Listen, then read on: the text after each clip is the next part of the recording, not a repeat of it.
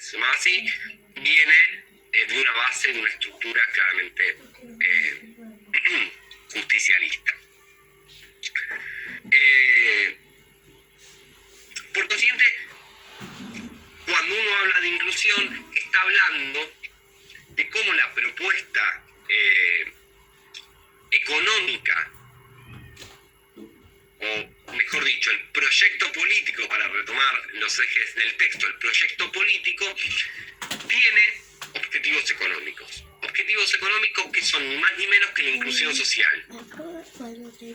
Se piensa la inclusión social dentro de un objetivo económico. ¿Y cómo se va a incluir a esa sociedad o a esos sectores que quedaron al margen? Básicamente reindustrializando el país e incentivando la demanda o el consumo, como quieran. Cualquiera de los dos está bien.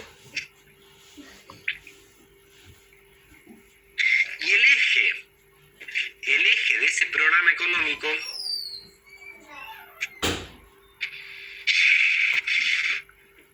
va a ser sin duda el rol del Estado. ¿Por qué? Porque una de las características del modelo neoliberal de Martínez Dios y la dictadura de 1976, de Carlos Menem, de la Rúa, de Mauricio Macri, basa su organización en un Estado no interventor, un Estado que mira. Como mucho mueve alguna pieza, casi siempre a favor de un sector, pero no mira. ¿Por qué? Porque el neoliberalismo o el liberalismo en general, ¿no? El liberalismo de Smith, el Smith puro, plantea que las búsquedas individuales son la característica particular del desarrollo económico. Es decir, el individuo pasa a estar en el centro, no el colectivo, el individuo. Por otro lado, los programas económicos más proteccionistas, por ejemplo, el keynesianismo, ¿sí? Los estados keynesianos, que nosotros vimos con Isuani, tienden a poner al colectivo en lugar. No es el individuo, no es el trabajador, es el colectivo de trabajadores, asalariados. ¿Por qué es importante esto? Porque claramente los asalariados no tienen recursos extraordinarios para moverse. Una vez que pierden su empleo, se caen del sistema. Entonces la intervención del Estado en la economía pasa a ser clave para poder desarrollar un proyecto político que tiene un objetivo claramente económico, que es la inclusión social. Esa intervención va a tener varios factores. Uno, la captura, van a decir los chicos en el texto, del excedente. ¿Qué es el excedente? Las ganancias extraordinarias. Pensemos un segundo un ejemplo. A nosotros nos aumentan un 20% el sueldo. No voy a hablar de los docentes, voy a hablar en general, así no me enojo. Pero al mismo tiempo, todo lo que nosotros consumimos nos aumenta más del 20%, ¿no? Cable, el agua, la luz, bueno, el agua, la luz y el gas hoy están congelados, ¿no? Pero agua, luz, gas, teléfono, los que tienen teléfono, sino el celular, la escuela de los pibes, la medicina prepaga, los que tienen medicina prepaga, los medicamentos, la comida, todo nos aumenta más.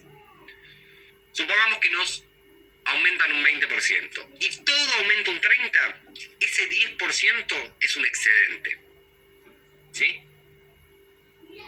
¿Quién se lo queda ese excedente? El empresariado, ¿sí? El Estado, a través de su intervención, va a tratar de capturar, de atrapar ese excedente. Y ustedes van a decir, ¿eso está mal? Sí, está mal. ¿O no está mal? Esa es la gran pregunta.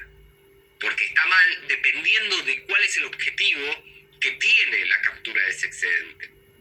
Porque en este caso ese excedente era capturado o atrapado a través de las retenciones. Es decir, un sector exportador que vende en dólares, pero paga casi todo en pesos. Y que usufruta el territorio nacional. Y ahí empieza la discusión de la propiedad privada, que no vamos a entrar. Y ustedes me dicen, bueno, profe, pero ahí vos tenés a todos los sectores, los chacareros, los farmeros, como quieras decirle. Sí, perfecto, pero ellos no son los exportadores. Ellos no son los exportadores. Ellos tienen que discutir con otro sector, va a decir el kirchnerismo. Los exportadores son 5. La Aceitera General Dehesa, Cargill, la Asociación de Cooperativas Argentinas y un par más. Son 5 que se alimentan de lo que producen los chacareros, los farmers, etcétera, etcétera, etcétera. Fíjense un ejemplo. Uno de los grandes ganadores de este modelo de exportación es un empresario que se llama Grobo Copatel. Tiene un grupo, lo pueden buscar, hay de todo escrito sobre Grobo Copatel. Tiene fue pareja, no sé si sigue siendo, pero fue pareja de Mónica Gutiérrez, la periodista de Telefe. Tiene un grupo económico que se llama Los Grobo. Grobo Copatel es un don nadie. Como yo, como muchos. Un tipo así que, bueno, hacía. ¿Saben qué hizo? Alquiló un campo. Lo alquiló, no lo compró. Lo alquiló y produjo soja. 50, 60 hectáreas. A partir de ahí, no paró. No compró un solo campo en toda su vida y fue uno de los empresarios que más ganó en la Argentina durante el kirchnerismo. Ganó tanto que hizo lo mismo en Bolivia, hizo lo mismo en Venezuela. ¿La política cuál es? Produzco. No necesito trabajadores, porque contrato mano de obra todo el tiempo externo. Contrato al que cosecha, al que fumiga, al que siembra, o al revés. Siembra, fumiga, cosecha, y alquilo el campo. Pago esos gastos y el resto es todo ganancia. Cuando me aburrí, cuando el campo no me sirve más, cuando ya hice la doble cosecha, la triple, la cuádruple, agarro la guita y me voy. Hoy no vive más en Argentina, hoy vive en Uruguay. ¿Se entiende? Es totalmente extractivo el sistema. Y el Estado se da cuenta de eso.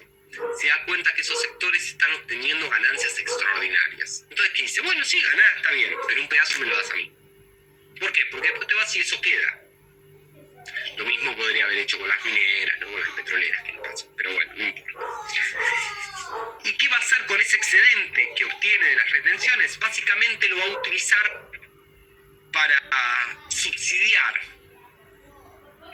ese sistema de fomento del consumo y desarrollo industrial. ¿Cómo va a subsidiarlo? Primero a través de créditos y planes baratos de créditos blandos sería, para decirlo más fácil, a través de políticas redistributivas en orden social, por ejemplo, la creación de la UH, la creación o la reestatización del sistema jubilatorio, fomentando el empleo registrado y ayudando a las empresas para que contraten. ¿Hasta acá me siguen? ¿Muy difícil? ¿Se entiende? ¿Muy rápido? Se entiende. Ok. Vayamos ahora a algunas medidas específicas. Miren, les voy a compartir, voy a buscar. Esto sería en general de todo el gobierno, Sí, de todos estos años, ¿no? Del 2003 al 2015 sería, ¿no? sí. Ah, ok. Como una mirada general, ¿no? Vamos a instalarlo. Okay. Más parcial, pero si bien no es de la materia, a mí me parece interesante que vean esto que les voy a compartir.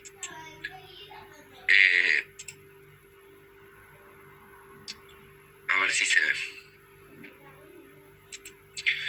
Porque también ustedes me dicen si se ve bien, ¿sí? Uno también, ahí está. Uno también tiene que pensar por qué es posible hablar de esto. ¿Por qué es posible hablar del kirchnerismo.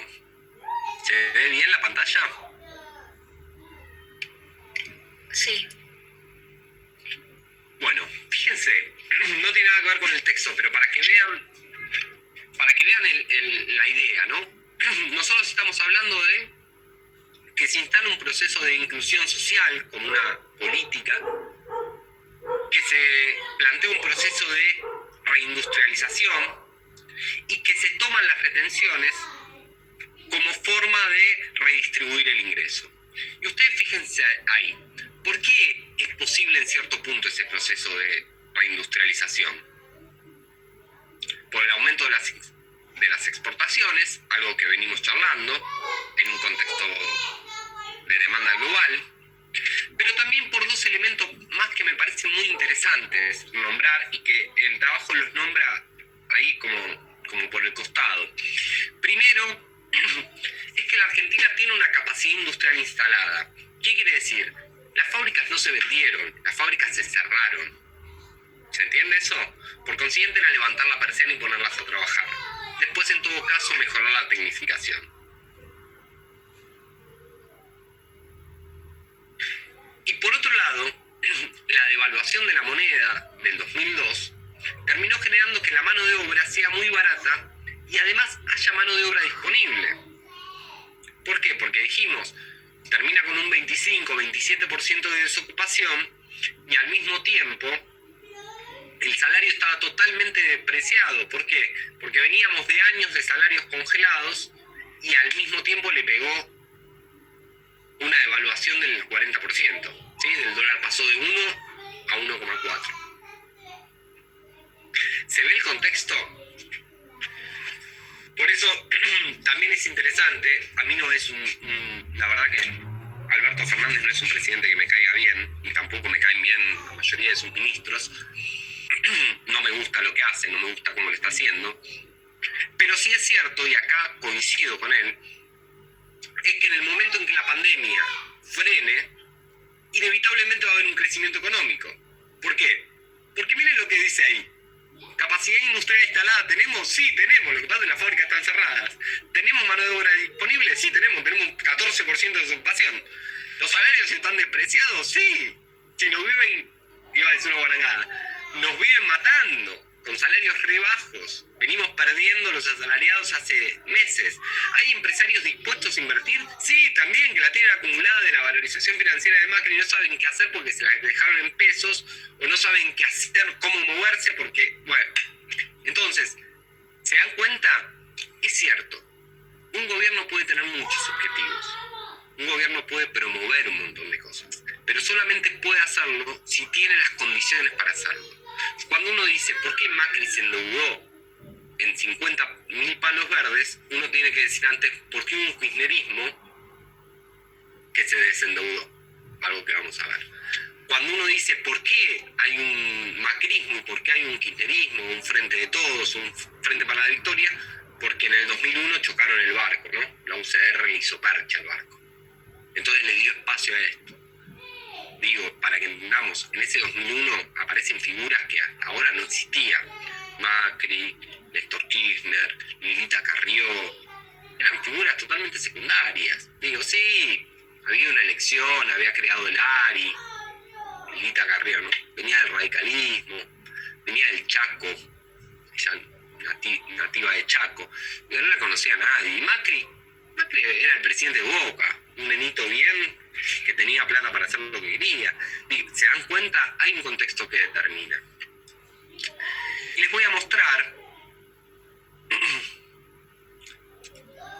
ustedes me dicen si se ve bien, la lógica del Estado interventor,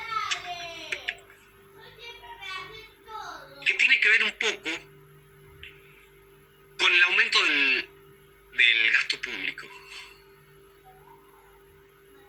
Fíjense en todo lo que interviene el Estado. Primero, la creación del Consejo del Salario Mínimo Vital y Móvil. ¿Por qué es importante? Porque si vos vas a desarrollar un modelo industrial, vas a reindustrializar el país, lo vas a hacer para el mercado interno. Eso es cuando se dice que se incentiva la demanda, que la gente salga a consumir. Para eso vos tenés que ganar bien. Porque capaz vos con tu salario, con tus 3 trabajos, con tus 2 trabajos, pagas el alquiler, pagas la luz, pagas el gas, el morfi y alguna ropa si necesitas. Se te rompe una remera, no se puede remendar, te la compras. Pero no gastás de más. En cambio, si ganás bien, consumís cosas que capaz no consumirías de otra forma. Cambias el celular, te compras zapatillas, ay, ya me compré unas, pero me voy a comprar otras para estar en casa, te compras pantuflas, cambias el pijama, yo qué sé, ¿sí? Consumís cosas que no son absolutamente necesarias para la subsistencia. Entonces, el Consejo Mínimo Vital y Móvil permite los aumentos salariales y eso necesariamente permite el desarrollo del mercado interno, del consumo. Tal es así que el gobierno de Néstor Kirchner, en el primer periodo, 2003-2007, va incluso a dar aumentos salariales para todos los trabajadores por decreto. Va a decir, bueno, hoy a partir de hoy van a ganar 300 pesos más. Y 300 pesos en ese momento era un montón, ¿sí? Entonces el Estado interviene como promotor de ese consumo. ¿Por qué? Porque empuja a los salarios y en cierto punto lo que hace es empujar a la demanda interna. El aumento de esa demanda, de ese consumo, cuando hablamos de demanda hablamos de consumo, ¿no? Yo voy al negocio y quiero comprar algo y no está, bueno, pero quiero eso. Bueno, esa demanda necesariamente genera un aumento de la producción. Y el aumento de la producción genera necesariamente un aumento del empleo.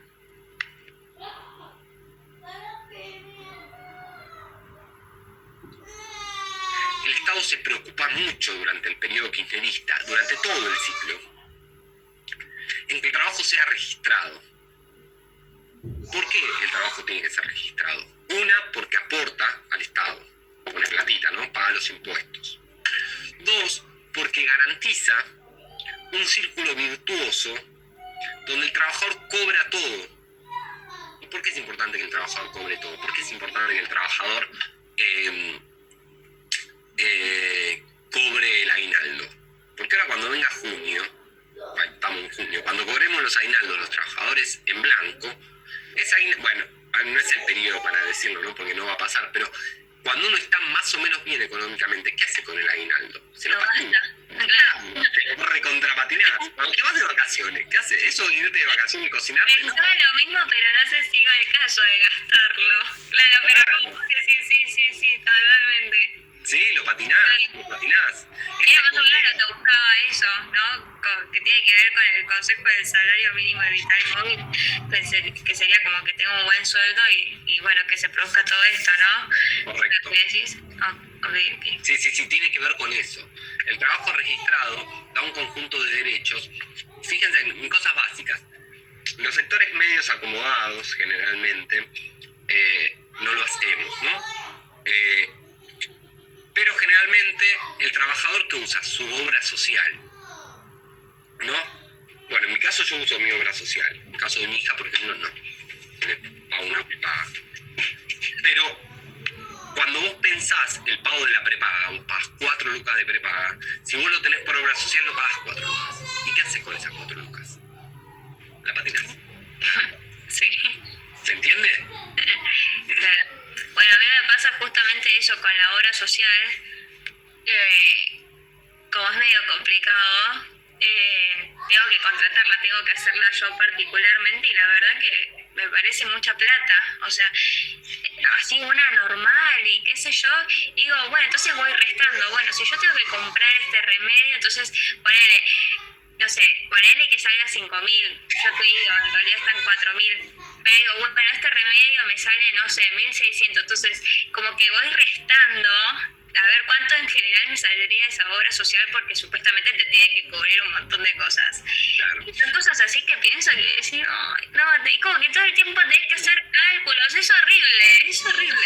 Bueno, cuando uno piensa en la lógica del empleo registrado, de la promoción del empleo registrado, tiene que pensar también que ese empleo registrado desmercantiliza. ¿Sí? ¿Se acuerdan cuando hablábamos del Estado benefactor que desmercantilizó servicios como la salud y la educación? Uno no se da cuenta. Después podemos discutir si es de calidad, si los profesores son buenos, qué críticas hay que hacerle, pero por ejemplo, ustedes van a una universidad y no pagan un mango. Y eso a nosotros nos parece muy común, ¿no? Yo hice carrera de grado en universidad pública y posgrado en universidad pública, y el posgrado era, no me acuerdo, pero creo que eran 500 mangos por mes en su momento. Y para mí era un montón, y cuando hablaba con gente afuera me decía, ¿cuánto estás pagando? No, boludo, no pagás ni un cuarto de lo que pago yo por el posgrado acá afuera. Digo, tengo una beca para pagar el posgrado, me decían. Eso es desmercantilizarse, y si vos qué haces con esa plata que no usás para eso, no usás para otra cosa, ¿sí? Consumís. Entonces el empleo registrado tiende a funcionar de esa manera. Y al mismo tiempo, el Estado, en ese fomento del empleo, también fomenta el crecimiento del empleo. ¿Por qué? Porque cuando uno piensa en un contador, en un abogado, en un ingeniero, en un analista de sistemas, la posibilidad de conseguir empleo, de insertarse en el mercado, es mucho más sencillo. Pero uno, cuando piensa en la mano de obra no calificada, aquel que no tiene una profesión, esa inserción es mucho más difícil.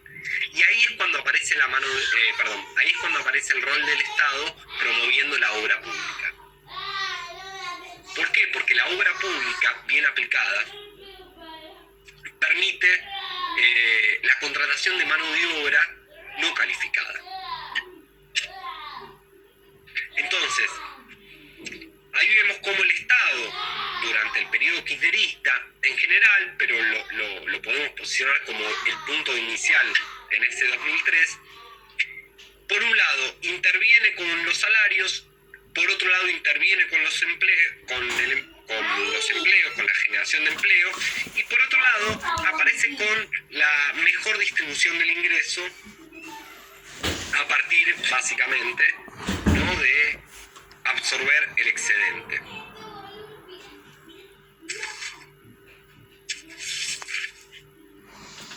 Ahora vamos a volver a esto, pero fíjense otras formas de intervención que tuvo el Estado durante este periodo. Por ejemplo, la protección cambiaria, tener el dólar alto. ¿Por qué el dólar alto es importante para el periodo kirchnerista? Primero, porque se garantiza que los niveles de exportación sean altos. Cuanto más caro es el dólar, más motivación genera en exportar. Pensemos esto. Si nosotros exportaríamos, ¿no? Yo no sé, exportaría un pedacito de mi cerebro, ¿no? Y el dólar hoy está a 10 pesos. Estaría buenísimo. Pero no, está a 10 pesos. Pero todos hablan de que va a aumentar el dólar en la semana que viene. Yo voy a esperar hasta la semana que viene, y la semana que viene hasta la otra, y hasta la otra hasta que aumente. En cambio, si yo logro tener un dólar alto, incentivo la exportación, pero al mismo tiempo desincentivo la importación. Incentivo la exportación y desincentivo la importación. Es decir, le digo a la gente, mira, el dólar sale muy caro. Si vos te compras el lápiz de Estados Unidos, te va a salir más caro que si te compras el local. Al mismo tiempo, el Estado restringe los niveles de importación. Es decir, lo que se produce en la Argentina no se comercializa con los otros países del exterior, o si se quiere, si hay un producto que se fabrica en la Argentina, si alguna empresa quiere traerlo importado, tiene que pagar más.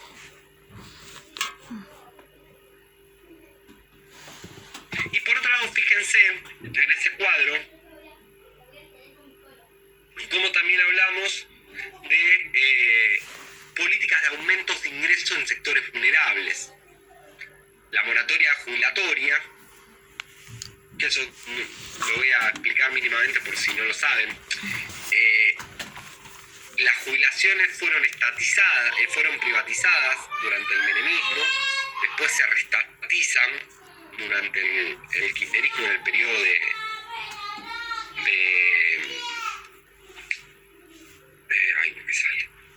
Cristina Fernández, ¿sí? Con Bubú es el que plantea el proyecto de reestatización. Y básicamente ponen en marcha una moratoria. ¿Y qué dicen? Aquellos que deben jubilación, ustedes saben que tienen que tener 30 años de aporte para jubilarse, aquellos que deben se pueden jubilar igual. Y nosotros le vamos a descontar una parte de su jubilación. Si vos fuiste ama de casa y no trabajaste, o trabajaste como ama de casa pero no aportaste, te podés jubilar y nosotros te vamos a descontar el aporte. ¿Por qué? Porque de esa forma meten plata en el bolsillo y otra vez empezamos. Empieza el consumo, aumenta la industria. Y por otro lado, un punto que también es clave tiene que ver con el desarrollo científico-tecnológico. Muchas de las universidades del conurbano, por ejemplo, se crearon en la década del 90, pero no tenían guita. ¿Qué hace el Estado? Le pone plata. Crean carreras vinculadas al sistema productivo, pone plata en el sistema de investigación, principalmente el más importante, el más reconocido, es el CONICET, pero hay un montón, y permite el desarrollo científico-tecnológico. ¿Por qué? Porque son buenos, porque quieren que los científicos vivamos mejor, porque no, básicamente porque si hay un importante crecimiento del conocimiento científico y el desarrollo tecnológico, lo que nosotros vamos a hacer es producir tecnología en nuestro país y no importarla. Y si no importamos, no gastamos dólares. Por consiguiente, equilibramos nuestra balanza de pago. Fíjense qué importante esto. Más allá de si Pfizer, si no Pfizer, si Cuba, si no sé, la vacuna que ustedes quieran. A nosotros cada vacuna que traemos nos sale en promedio entre 10 y 15 dólares. No voy a hacer la cuenta de cuántos pesos son, pero estamos hablando de más o menos de 1000 y pico de pesos, ¿sí? Vamos a poner que el dólar está a 100, 1500 pesos, ¿sí? Si nosotros la producimos acá, no tenemos ese gasto en dólares. ¿Se entiende? Entonces es importante. ¿Por qué? Porque se piensa un sistema científico-tecnológico aplicado a la industria. Y por otro lado, ya desde el gobierno de Eduardo Duhalde, se estableció a través de la especificación un congelamiento de tarifas.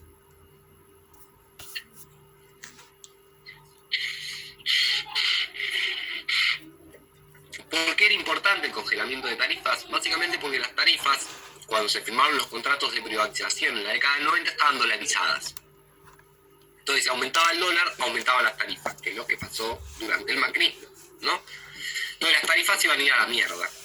Y si se iban o estaban por encima de los niveles de inflación o los niveles de los salarios, básicamente la gente iba a dejar de consumir para pagar la factura de gas, que es lo que pasó durante el gobierno anterior, y es lo que podía pasar con este gobierno si aumentaban demasiado las tarifas.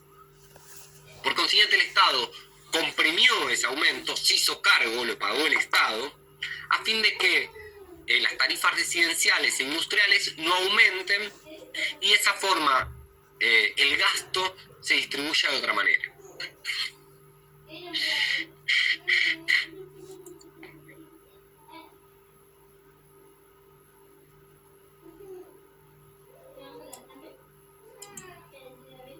Y miremos esta. Las políticas de intervención del Estado más aplicadas todavía. El proceso de desendeudamiento, el pago al Fondo Monetario Internacional, el pago al Banco Mundial. ¿Cómo se pagaron? Utilizando reservas del Banco Central. La política de regulación y fijación de precios, ahora lo vamos a ver bien, ¿no? Yo quiero que vean todas las políticas donde aparece el Estado como organizador de la economía. La reestatización de empresas privatizadas, el sistema previsional que ya dijimos, el agua, los trenes. Los trenes son particulares porque el caso de los trenes fue la tragedia de 11 lo que llevó a la reestatización, no un planeamiento político. Bueno, los repro, que ahora también se están usando, ahora lo vamos a ver. Y después las leyes de inclusión laboral, la ley del trabajador rural, que es como la modernización de la ley del peón. La Argentina no tenía ley de trabajador rural, básicamente es una de las áreas más explotadas. Esa ley quedó sin efecto durante el gobierno de Mauricio Macri, y la ley de personal de casas particulares, del empleado doméstico, que generalmente se lo contrata en negro, ¿no? Bueno, ahora hay una ley que la regula. Cuando hablamos de esto de la inclusión social, nuevos derechos y nuevas ciudadanías.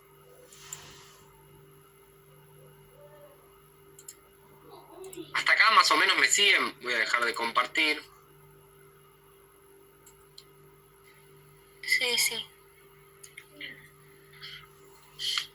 El gobierno, como dije, el gobierno de Néstor Kirchner, que es el primer ciclo, el 2003-2007, claramente generó un aumento de producción, de empleo, de productividad, que terminó cayendo o tirando abajo los índices de pobreza heredados del periodo anterior. Pero al mismo tiempo aceleró el ciclo inflacionario, el aumento de precios. No vamos a poner a ver por qué había inflación. Había. Punto. En el 2007, quiero hacer una mención. Durante ese periodo 2003-2007 del gobierno de Néstor Kirchner, también se puede notar una construcción política por parte del Frente de Todos, lo que se conoce como el Frente Transversal. ¿Por qué un Frente Transversal? Porque el kirchnerismo en su conjunto, o el Frente de Todos, logró embolsar a distintos sectores de la sociedad, a organizaciones de derechos humanos, organizaciones de desocupados, movimientos sociales, organizaciones sociales, sectores del radicalismo, sectores del partido intransigente, del socialismo. Abarcó un abanico, una alianza política lo suficientemente amplia que duró hasta casi 2007-2008, que es cuando se rompe, ¿no? Y empezamos otra película. Con esa alianza logra ganar en el 2007, siendo candidata Cristina Fernández. Y durante ese periodo se mantiene esa lógica de distribución equitativa de ingreso, o progresiva, si se quiere, pero empiezan a aparecer algunas problemáticas que no tenía el gobierno de Néstor Kirchner. La primera es este crecimiento sostenido de la inflación. Por otro lado, el conflicto con los sectores agropecuarios, el conflicto con el campo, la famosa Ley 125, muchos de ustedes eran muy chiquitos probablemente. La Ley 125 establecía que si el precio de los commodities bajaba, las retenciones bajaban. Si el precio de los commodities aumentaban, las retenciones aumentaban. Esa ley fue propuesta por Martín Lustó. Ojo, el amigo Lustó. Lo odiaba a todo el mundo, ahora lo aman todos. Bueno, Martín Lustó. ¿Qué pasó? Los sectores agropecuarios salieron al cruce y dijeron que no. Protestas, tractorazos. Miren, para que se una idea, yo vivo en Congreso, una cuadra del Congreso Nacional. El Congreso estaba vallado en 2 cuadras. Yo para entrar a mi casa tenía que dar toda una vuelta de como 6